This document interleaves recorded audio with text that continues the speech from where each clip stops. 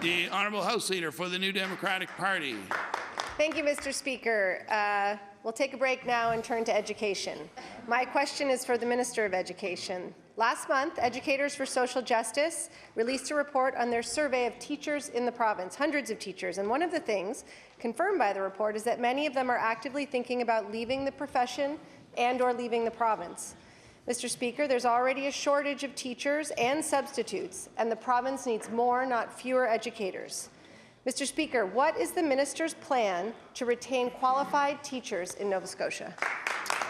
The Honourable Minister of Education. Thank you very much, Mr. Speaker. Just to remind the member, we've actually hired 1,300 new people into our education system, over 1,000 of which were teachers, teachers who I believe were excited to be engaged in a meaningful profession here in Nova Scotia, and hundreds of non-teaching supports as well. So we've actually gone through a period of the greatest hiring that this province has seen in a long time. We now have the highest ratio of teachers to students than we've ever had in the province of Nova Scotia, at least on record.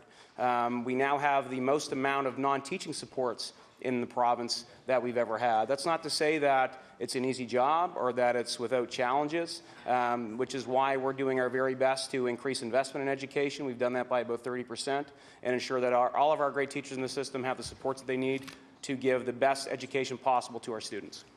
The Honourable House Leader for the New Democratic Party. Mr. Speaker, those are new positions, not new hires, and the experience on the ground is anything but what the minister tells us. They're new hires, but they're not necessarily new people. My mistake. People are moving laterally, and the experience on the ground is that there are not enough teachers, there are not enough substitutes, and there are not enough specialists. Mr. Speaker, teachers love what they are doing, but this government's approach to education has left teachers feeling disrespected and demoralized, and there's no one that can argue with that. Teacher shortages are a problem across the country, and the government here needs to be focused on recruitment and retention soon, or teachers will be as scarce as family doctors. More than half of the teachers who responded to the survey I mentioned before said that the government's legislated contract had not improved their situation or had in fact made things worse. And the public seems to agree. Almost 60% of Nova Scotians believe the government's actions have had a negative impact on the quality of public education. Mr. Speaker, will the minister admit that his heavy-handed approach on this file has made the problems in our education system worse? The Honourable Minister of Education. Mr. Speaker, we did go through a difficult contract negotiation that led to a legislative contract. But that's not to say our government hasn't actually acted on the interests of teachers and our students in the system. We have increased investments in education by over $300 million at a time when enrollment has declined. We have implemented class caps.